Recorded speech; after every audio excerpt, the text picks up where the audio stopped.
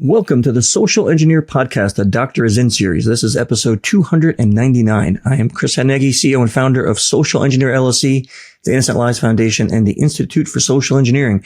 And we've been doing this podcast since 2009. And as always, this episode is co-hosted by our resident doctor, Dr. Abbie. Nice to have you on the show today.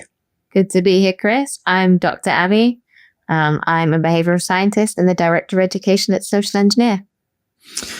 We got a couple exciting things to talk about before we get into the podcast. First, if you haven't heard in the previous episodes, the Human Behavior Conference is now ready for sign up. We have an amazing lineup this year. Just go to humanbehaviorcon.com. Take a look at who's coming, who's speaking, what the event is. 2 days, November 14th and 15th, here in Orlando. So we look forward to having you there. Go check it out. It will be really great we only have, I think, 160 seats, something like that. So, hopefully we'll be filling that up quite soon. Humanbehaviorcon.com. Also, last year, you remember our State of Vishing report. Well, this year we're issuing our next version of that. Whole new subset of data, whole new different points that we were able to pull out. Going to be really interesting. And we'll be promoting a webinar that Dr. Abbie and I will be doing to go through that report and discuss it piece by piece. As always, if you're interested in social engineering, our Slack channel, the link is below in the show notes. And if you don't see it there, or if it's dead, that happens with the Slack link. It dies every now and then. Just hit me up on LinkedIn. I'll be more than happy to get it for you, or shoot us an email and we'll send it over. Also, I want to invite everyone to take a moment to go visit innocentlivesfoundation.org. A really amazing group over there of volunteers working on helping law enforcement geolocate people who traffic children and create child abuse material. We have some really exciting events that are coming up. A book release from Dr. Abbie. We have some other new things that we're launching on the website. Fund a Case program. You'll find some information about it there on the website. But we are a nonprofit, so we're asking for you to dig deep and help us continue with our mission by donating to the Innocent Lives Foundation. You can do that at innocentlivesfoundation.org. And as always, the music, if you like it, is Clutch. And you know what? They're going to be in Orlando on tour in June. Who's going with me? I'm going. I know I'm going for sure. They're all over the U.S. now. Go check out their website, clutchmerch.com, and go buy a ticket and go see them.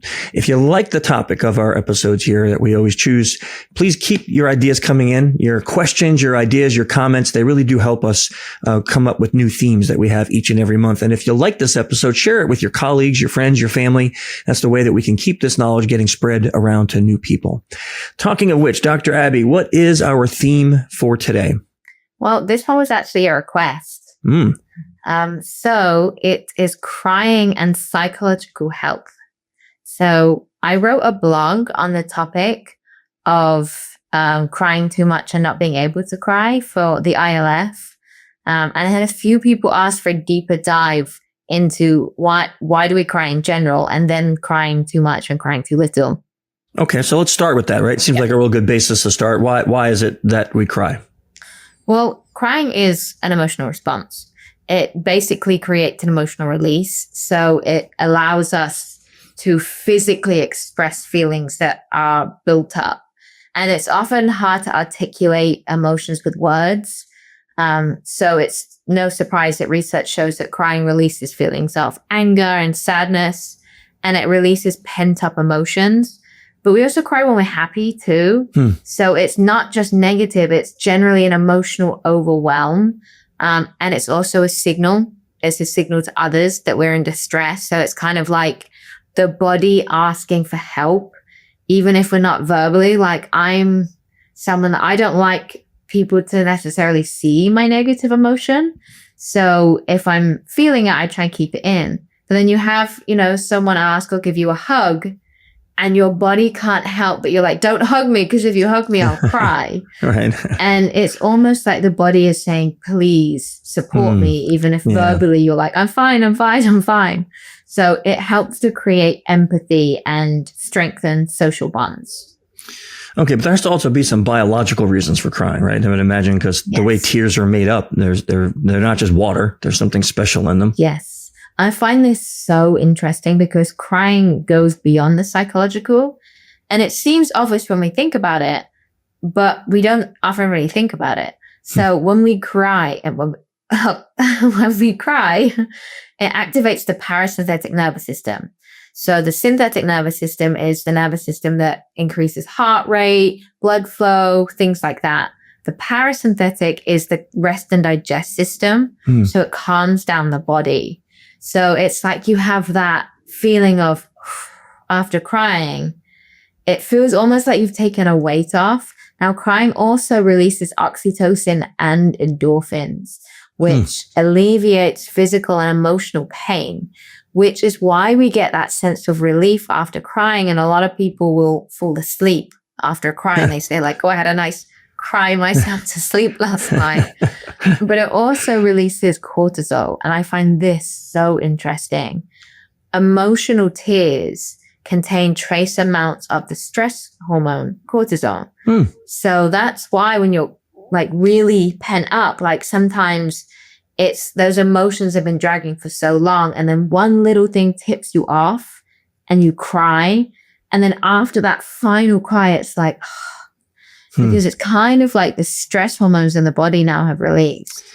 So is there, this is like a weird question, but is there like a limit? Is there a right amount or a wrong amount of crying? Okay. So the frequency, duration, and intensity of crying really varies among different people. Because if you think about what is a typical cry, right? There's no right amount of crying. Like you don't time your crying. You're like, this went on for 3 minutes too long. It needs to be over in 13 seconds.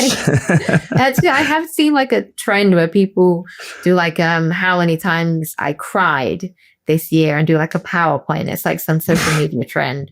It looks fun. Fun. But this, yeah. Your version of fun and my version of fun are very different. Yes, I mean, it looks interesting, maybe. Interesting. But there's no right amount of crying.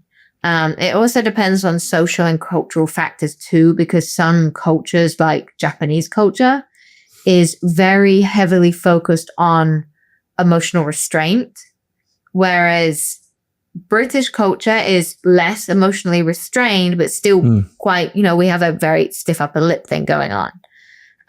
Whereas in a lot of other places in the West, it's more socially acceptable to be more emotional.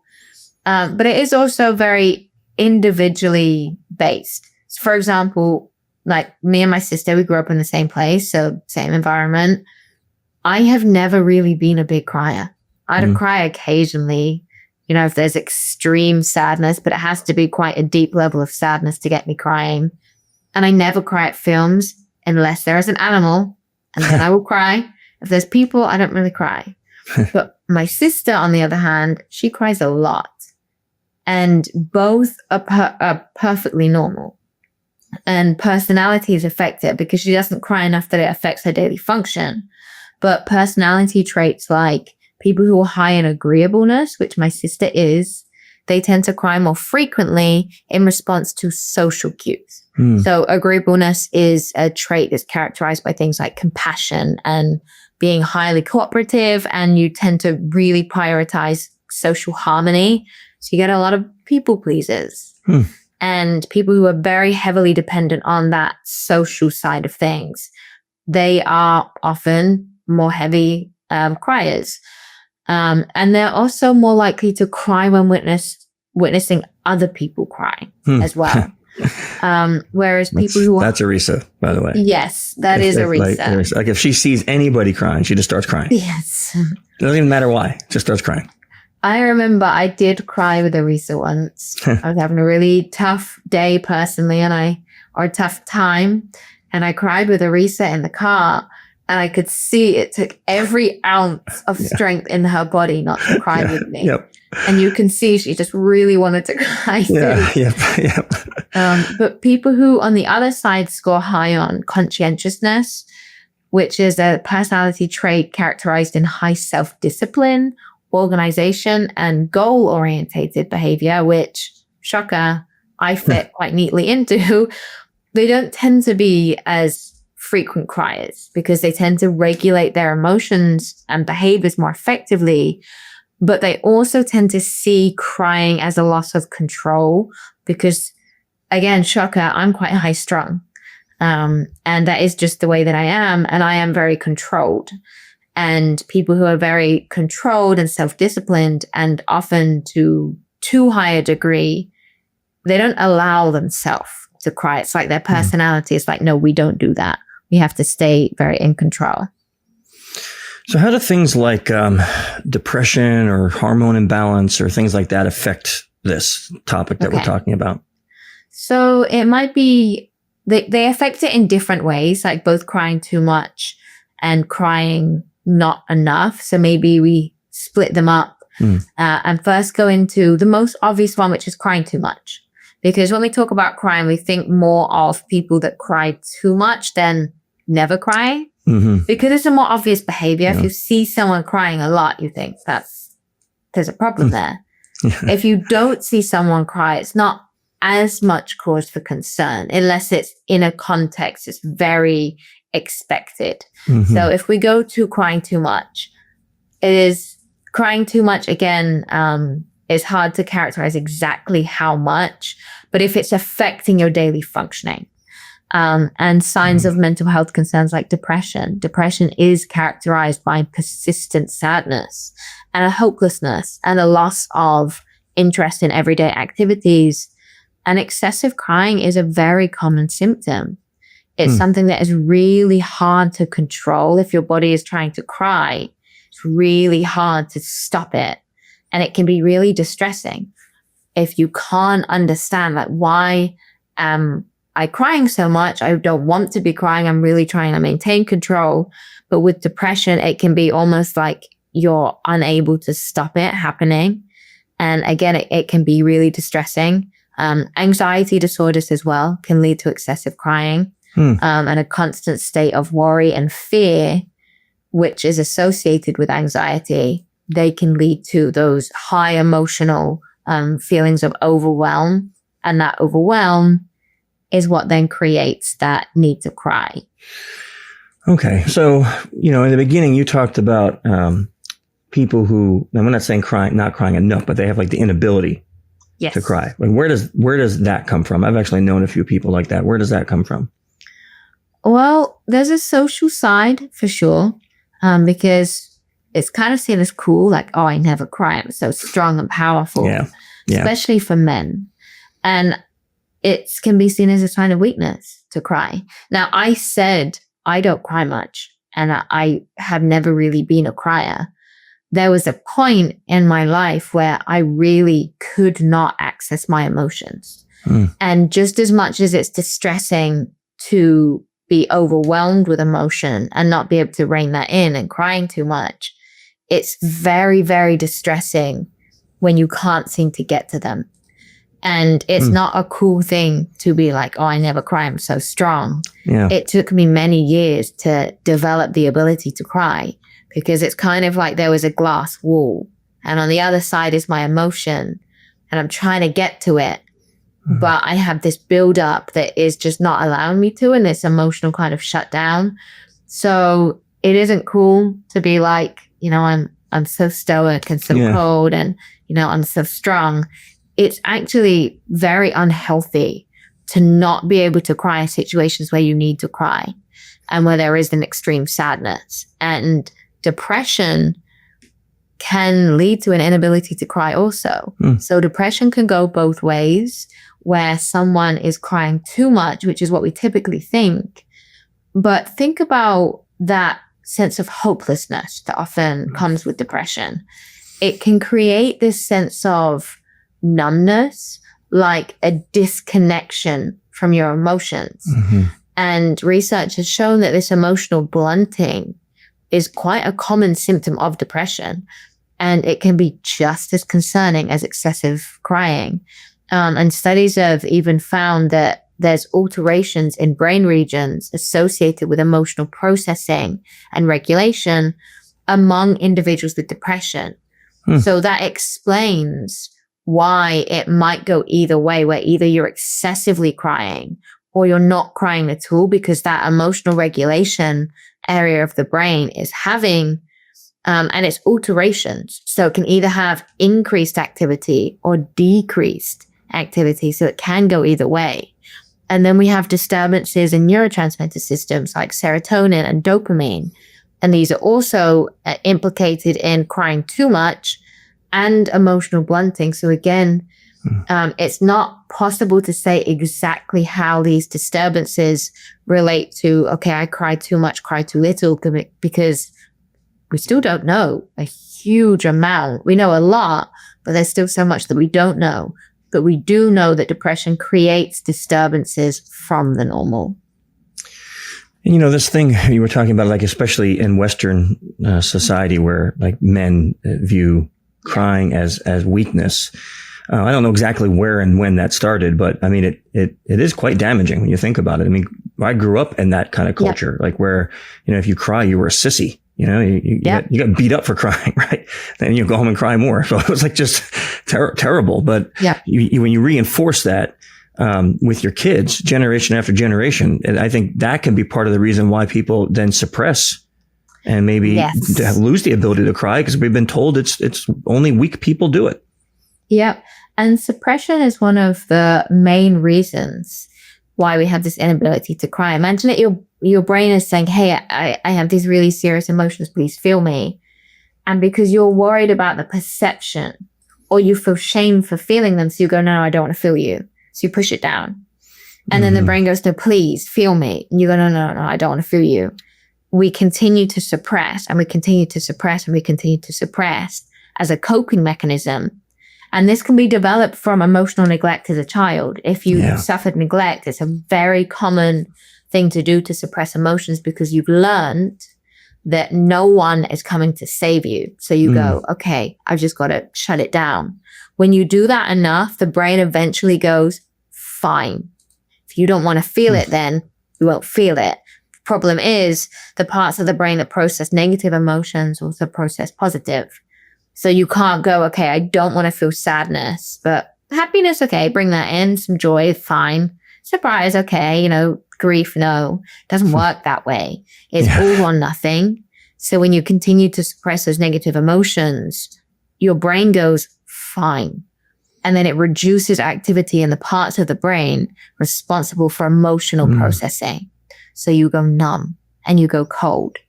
And as someone who spent many, many years in a state of emotional shutdown, it's like you're on autopilot.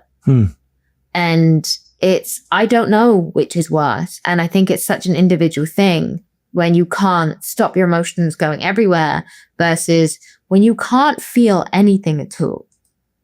You don't want to be on either side of that. It's a horrible thing. It isn't cool, and it isn't strong to be in that cold side of things. It's very, very distressing, and it doesn't make for a good social relationship either. Because you want your partner and you want your friends to be able to respond to your emotions effectively. And how can they do that if they're not able to have the right emotional reactions to social interactions?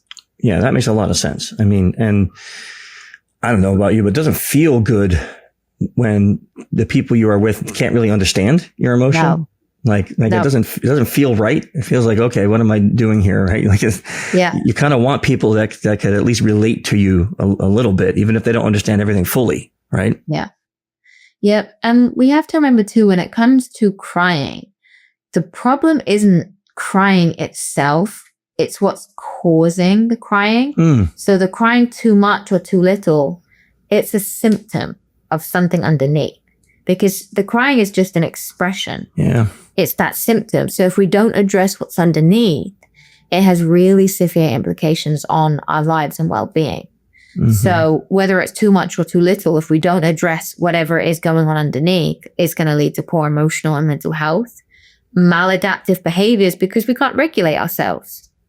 If it's too much or too little, that basically means your emotional centers are not regulated. So think about what we tend to do when we don't know how to make an emotion go away in a healthy way. We take unhealthy ways.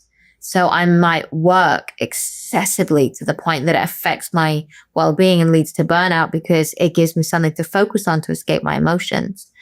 Drugs, deviant sexual behaviors, you see a lot, eating disorders, negative relationships. You get into bad relationship patterns because it's easier to be with a person because when you're with them, they're an escape from your emotions. So it leads to all of these things and a lack of self-awareness, because understanding your emotions and regulating your emotions are key to self-awareness. emotional blunting, damage to our relationships. It hinders your ability to have emotional intimacy. All of these things, they are an effect if we don't deal with what's underneath the crying. So don't think of the crying as the problem. The crying is signaling, or the lack of crying, hey, something's going on that you need to focus on. And we didn't really dive too much into the biological side, but there is a big biological factor here. And that's really, really important because it's related to hormonal changes. So if you're crying too much, there are, especially during puberty, menstruation, pregnancy, all of these things, they can create that excessive crying. And you might see those patterns there, and you might go, okay, well, it's just because of because they're going through pregnancy or puberty. But don't just go, oh, it's because of that, and ignore it, because there could be a deeper issue. Again, it can increase the emotional sensitivity, of course, but if it's starting to affect your daily life, look deeper into the issue. So what should people do? Like if they're listening to this and they're like, okay, yeah, I hear it. And like, do people go get a psychologist or a therapist? Like what's the best route of action? Well, it's always good to say, seek professional help for sure, because they're the people that are going to be able to help you most effectively. They're the most well-trained. So seek a counselor or a therapist if you can. But I understand that really isn't for everyone. So if you are willing to seek professional help, then there are cognitive behavioral therapies and emotional focus therapies, which are some of the most effective therapies for this kind of issue, and then mindfulness-based interventions. But if you're not able or willing to seek professional help, then there is so much out there, so many really great resources. There's a lot of nonprofits, like Mind is a mental health charity and nonprofit that has so many resources. Psychology Today is a great resource. Yeah. Obviously, research papers. If you enjoy academic research, that makes me cry. Papers, and they make you cry. Yeah, they make me cry. Being forced to read them would just make me cry uncontrollably. Well, I also have a science book out that is a popular science book, so it's for the everyday person, called Work in Progress. Yeah, well, that's a good book. That's not a research paper. That is, it takes all of the research and puts it into a self-help book. And into a book that's enjoyable to read as opposed to reading all the research papers. I did. I listened to you saying, hey, people don't know what you're saying. Yeah. I don't want to read 17 pages of research just to understand why we cry. I want you to tell me in 30 minutes. Yep. So I have a self-help book, and there's other self-help books out there. Make sure they're written by experts in the field, scientists, and not just someone who has read other self-help books and is regurgitating the information into their own book. Wow. So there's a lot of really great resources out there. And even the ILF, so the Innocent Lives Foundation, I ran a blog column called The Doctor's Corner, where I write a whole load of blogs. I do a blog every 2 weeks on a different topic around mental health and emotional regulation and self-help and everything of that sort. That's really good. So another topic nailed down, huh? Why we cry. Yep. And it leads us to our next month's topic. But before you get there, we have a list of, if you are the type of person that likes to read research papers, Dr. Abbie's put together all the references that she used for the discussion today, and we will list them on the show notes. So that way, if you want to go and review any of those topics, you are more than welcome to do that. Now, with that being said, Doc, what are we going to discuss next month? Emotional regulation in the workplace. Oh, okay. This is a good one. Yeah. Very needed. So I like it. I think this is one that a lot of people need. And my cat. he needs some emotional regulation in the workplace. My cat just needs some emotional regulation, full stop. Yes, yes, agreed. But this is one I think that from, leaders, CEOs, all the way down to new employees could benefit from. Yeah, for sure. I mean, these things are These things are important topics, and especially nowadays, right? When we're looking at just the way society has changed post COVID. Yeah. And the scene on the internet, the bullying that happens, the political scene worldwide, I think people have lost the ability to regulate. So I think it will be an interesting topic. You know, putting it lightly. Yes. I'm trying to be nice. Well, thanks again. A lot of good research and a really great topic. So I appreciate it. And I hope you guys all enjoyed it as much as we enjoyed chatting. And until next month, stay safe, go have a nice cry, and see you.